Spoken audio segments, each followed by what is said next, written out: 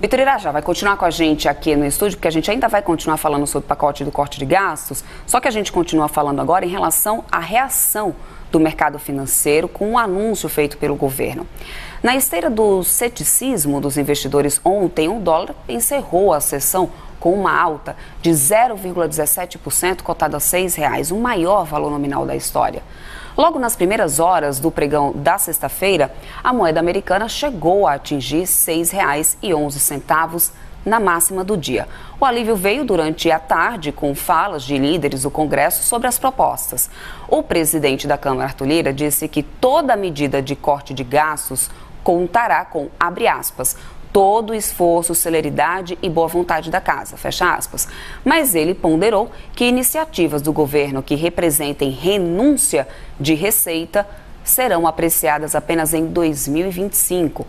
Em seguida, foi a vez de Rodrigo Pacheco, o presidente do Senado, que afirmou à CNN que a questão da isenção do imposto de renda não é para agora.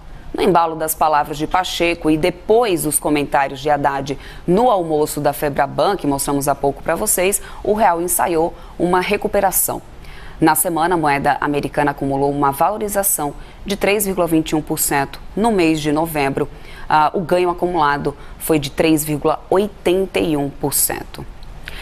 E ainda sobre essa alta do dólar, depois de uma semana bem movimentada no mercado, a gente fala agora com o ex-ministro da Fazenda, Maílson da Nóbrega, que já está aqui com a gente, né, ministro? Muito boa tarde para o senhor. Obrigado por estar aqui participando com a gente nessa tarde de sábado, para a gente entender um pouco mais da resposta do mercado em relação a essa questão do pacote que foi anunciado. É claro que o ministro da Fazenda, Fernando Haddad, defendeu ali que houve muito ruído, que essa questão do vazamento da medida de isenção do imposto de renda teria atribuído para esse ruído, mas antes de mais nada, o que eu questiono para o senhor é o seguinte: esse dólar chegar a R$ 6,00 e mais essa expectativa, essa projeção do mercado de que o pacote não tem um potencial para poder realmente economizar 70 bi é infundada na visão do senhor, ou seja, não tem sentido, foi uma reação exagerada? Qual que é a sua avaliação, ministro?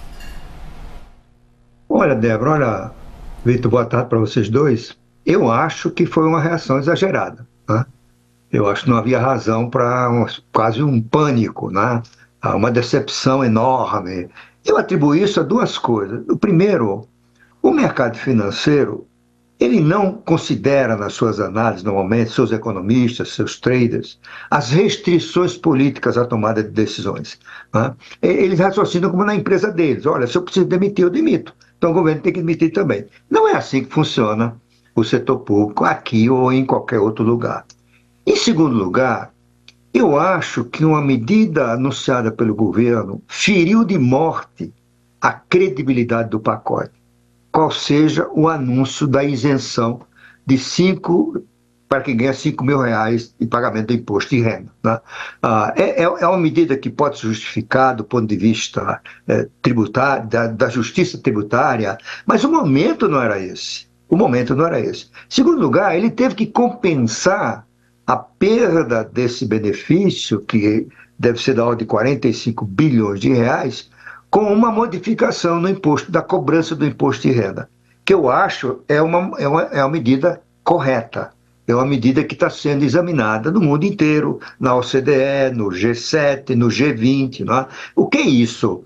É que os ricos, eles conseguem uma série de benefícios fiscais, pagam sua renda como ganho de capital, que é 15%, e não 30% ou 40%, como é o imposto de renda em alguns países, e com isso, eles terminam pagando o imposto de renda muito mais baixo, proporcionalmente, do que os menos favorecidos, né? Ou a classe média, chamemos assim. Né? Então, por exemplo, o professor Naécio Menezes fez um artigo essa semana no Valor, mostrando que esse grupo que ganha mais de R$ 50.000 por mês tem uma alíquota efetiva de imposto de renda de 13%. Portanto, qualquer um deles paga uma alíquota efetiva mais baixa do que a sua secretária, que é de classe média e termina pagando sem esses descontos. Tá certo? Então, qual é a ideia que está sendo discutida no mundo inteiro? Tem um mínimo que tem que pagar. Então, os números estão variando, não sei qual é o que vai com. prevalecer, mas fala em 7,5%, fala em 10%, e não tem nada de complicado em fazer isso. É como imposto de renda hoje. Como é imposto de renda hoje? Você calcula o seu imposto, né? E diz, olha, suponhamos, você tem que pagar 100. Ah, você só pagou 80, você paga a diferença de 20. Né? Ou pagou 120, você recebe essa diferença como devolução. Seria uma coisa mais ou menos assim. Supomos que 10%. 10% você tem que pagar minimamente. Ah, você pagou o equivalente a 80% que o governo quer, você vai pagar a diferença. É simples assim. Acontece que isso é uma mudança importante que merecia um debate amplo, demorado, envolvendo o governo, o setor privado, a academia, os especialistas e assim por diante. Por outro lado, tem um erro na proposta de governo. Ele diz o seguinte: renda é tudo que diz respeito ao que o sujeito recebe. Ou seja, ganho de capital, venda de ganho na venda de imóveis, sim, uma série de coisas, e dividendos. Está errado isso. A Receita Federal foi traída pelo mito que se criou no Brasil, espero que não, estou supondo, segundo o qual dividendo não paga imposto. Não é verdade. Dividendo paga imposto. Só que no governo Fernando Henrique, a Receita Federal constatou que cobrar dividendos gerava planejamento tributário. Os donos da empresa colocavam nos custos de suas atividades, da empresa, né, os seus gastos familiares, as viagens de parentes e assim por diante. O que fez a Receita? Eu vou cobrar tudo na pessoa jurídica. Então, em vez de 25%, que era a alíquota da época, vão pagar agora 34%. E eu isento na distribuição. Não há isenção, digamos assim, do dividendo em si. Então, para essa medida ser adotada, tem que haver uma ressalva, né? Nas empresas que pagam pelo lucro real, tem que haver uma redução correspondente na sua alíquota de imposto de renda de pessoa jurídica, né? Então, eu acho que é isso, né? E como o pacote, como eu disse, foi ferido de morte do ponto de vista da sua credibilidade, ofuscou-se um conjunto de medidas muito elogiáveis até. Por exemplo, coibir os excessos das remunerações de 7 segmentos do funcionário público, né, particularmente o judiciário e o Ministério Público, que é uma coisa vergonhosa, inaceitável. Você vê aqui e acolá um juiz receber R$1 milhão de atrasados, a quantidade de juízes no Brasil que ganham acima de R$100 mil, juízes e procuradores, né, e mais, 60% que eles ganham ou mais não pagam imposto de renda, porque são os penduricalhos que são caracterizados como indenização, portanto, isento do imposto de renda. E isso é uma medida correta, na direção certa, e que vai ter um efeito não apenas financeiro, mas do ponto de vista moral, né? Então, esse lado, eles fizeram também uma redução da distribuição do abono salarial, também foi reduzido, ele vai sendo reduzido progressivamente.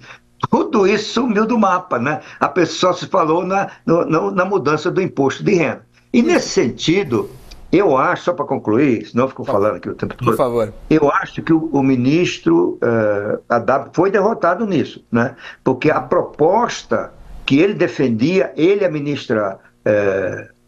ministra Tebet, não era essa, né? Eles defendiam a desvinculação do salário mínimo dos gastos previdenciários. E eu acho, estou supondo aqui, né?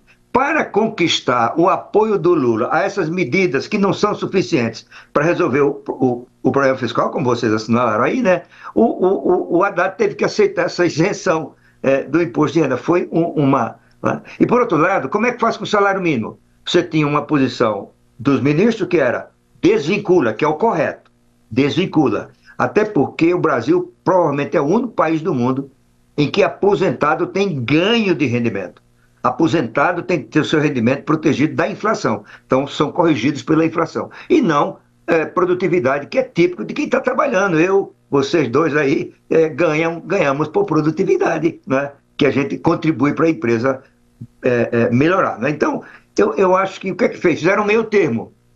Nem é o zero de vinculação que os ministros queriam, nem também o do Lula, que não queria vinculação de hoje. Então, eles inventaram um reajuste de salário de acordo com a regra do arcabouço fiscal, que pode subir 2,5%. Ora, Em qualquer parte do mundo, o salário se reajusta pela produtividade, o salário real, né? E não por uma regra fiscal. Isso está errado. Eu acho que os congressos têm que consertar essa parte, porque é uma emenda, vamos dizer, mal feita, né, desse projeto. E aliás, os próprios deputados já disseram que vão trabalhar com muita celeridade em relação a todas aquelas medidas que tiverem sido tratadas ali em relação ao corte de gastos.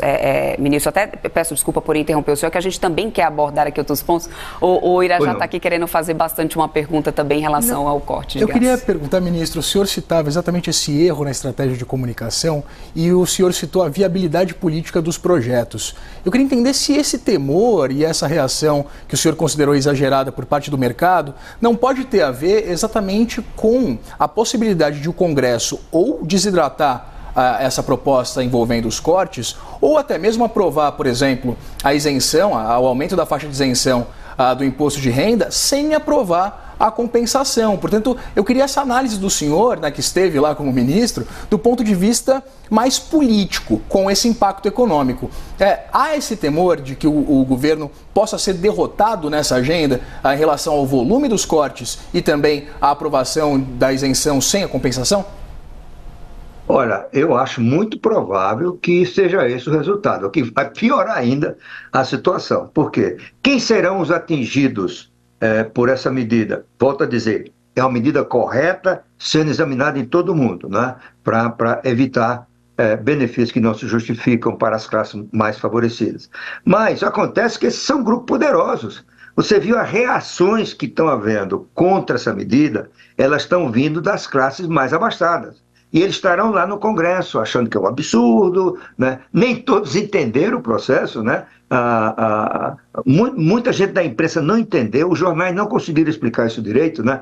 E eu acho que esse risco existe, de o lobby contra a medida, oriunda das classes mais favorecidas, gerar o pior dos mundos, ou seja, uma isenção do imposto de renda de quem ganha até 5 salários mínimos e a ausência da compensação. E aí teríamos uma coisa muito complicada, porque o governo promete que vai reduzir 35 bilhões, né? Eu acho que até que o governo tem mais informações sobre isso do que os economistas que estão fazendo esse cálculo, né? O governo tem acesso a um volume considerável de informações, os seus cálculos costumam ser razoáveis, né? E só que 35, se acontecer esse desastre, o governo economiza 35, mas perde 45, então a situação fiscal ficaria pior.